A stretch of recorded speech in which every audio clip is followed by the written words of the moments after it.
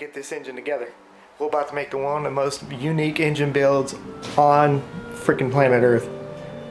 It's not a displacement 3000 GT build, it's a high RPM naturally aspirated build. So we're going to stay with stock displacement, and we're going to try to make more power with obviously compression, more gas, stuff like that, better fuel mixture. But primarily, to keep the bottom end as light as possible. That's why I didn't go for big beefy rods. I went for belittlement pistons, slender H-beam rods to reduce weight. BC rod, these particular rods were like the third lightest rod that you can get, besides Carrillo and I think another one. So for the amount of money you spend on them, they're absolutely great. And plus the Honda guys that make all motor K20 builds decided we're over and over and over again recommending BC H-beam rods. So for the price, for the weight, really good rod. And so we're going to get that together, and we're going to try to turn the wick up. That's why I got the billet oil pump gears. Those billet oil pump gears are going to allow my oil pump to be able to keep turning past 8,000 RPMs without shattering. So mechanically, this engine might be able to go ahead and hit that 10,000 RPM goal.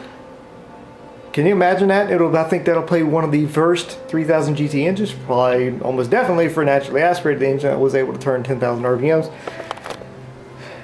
So I think I want to go for some solid lifters too, but I can at least get the engine together, get it running, because I don't necessarily have to go pegging it off freaking 10,000 RPMs. I can get it built, get it tuned, and go for that. And then once I get because I'm going to get some Tomei lifters. They're for DSMs, because you cannot get these DSM Tomei lifters for 3000 GTs. You have to basically buy 2 sets of Tomei lifters, because they're exact same lifters, but for some reason Tomei didn't make a set for 3000 GTs. Exact same lifter. They only make these crappy lock nut type solid lifters, which are constantly coming out of adjustment. Well, at least with the Tomei lifters, they are a shim and bucket style or shim style lifter. So obviously you still got to measure your valve clearance. But once they're set for like 15-20,000 miles. And obviously every 20,000 miles, you have to recheck your valve lash.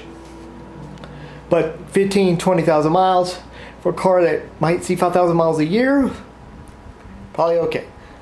And it's honestly not that hard. You take a little tool, you push down the valve, your lifter gets enough clearance to pull out, and you can swap. I mean, it's not really that difficult to swap lifters once their engine's in. That's the reason I'm not that worried. I'll put the OEM lifters in. Once the engine's built and the car can run, we determine that it's good to go. Then I'll go ahead and start purchasing the Tomei lifters, put those into the heads, and probably gain more performance, more ability to rev past where I want it to go. But so the bones of the engine will be extremely good for what I want it to do.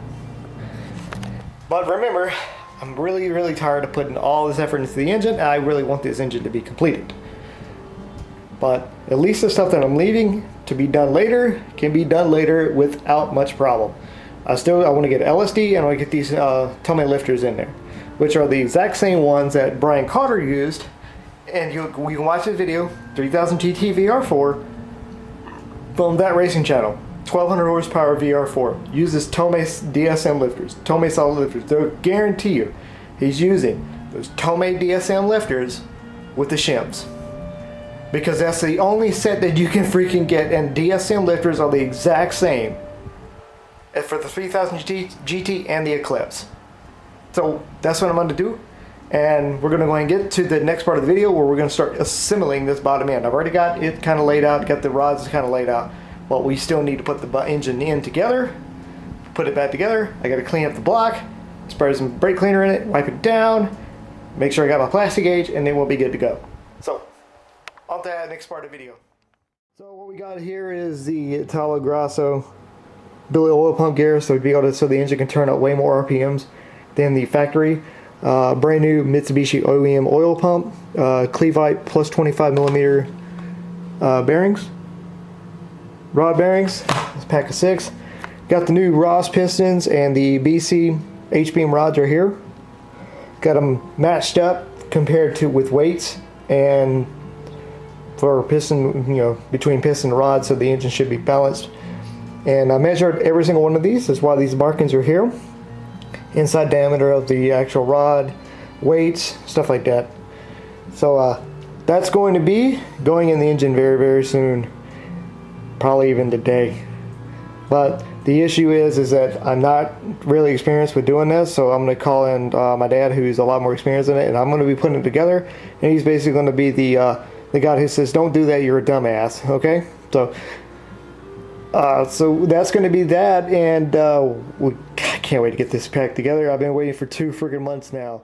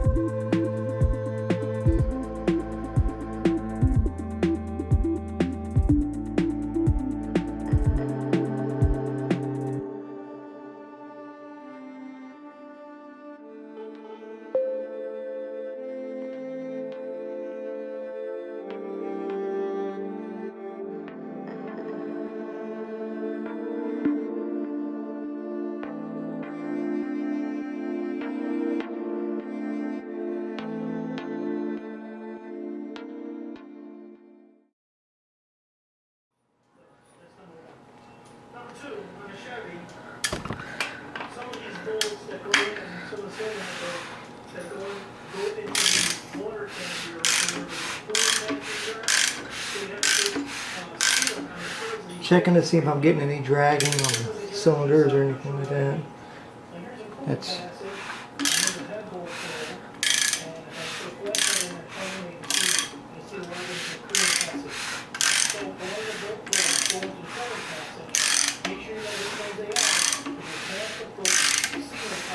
everything seems to be good. I see any scratching going on. I see some line. I'm checking them, and I can't feel anything. Yeah, nothing.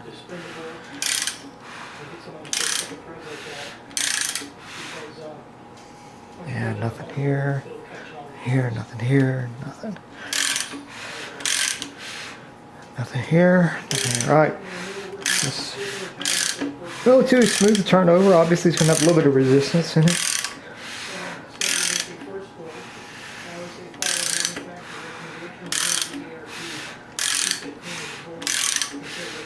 Alright.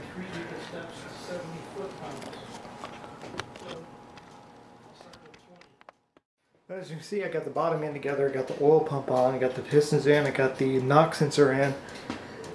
I will be putting the rear main seal once the engine's in, because there's no way to put it in while it's on the engine stand. It's got to be put on with the hoist, or on the or while the engine's already mounted up.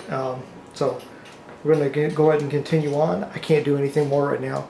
I have to, I actually could, but I want to get some Play-Doh so I can check my piston and valve clearances. I gotta do that. Because you see these pistons are not exactly in flat or sunk down, they're sticking up inside the combustion chamber, so checking the piston to valve clearance is absolutely necessary at this point in time. So that's as far as I can go right now until I get that Play-Doh done, or modeling clay, so I can stick it in the valve relief areas and see how far see if the valves and the piston are touching. But at least I got the bottom end done. So, guys, like that content, please leave that like and subscribe, and hope you guys have a nice day. Peace!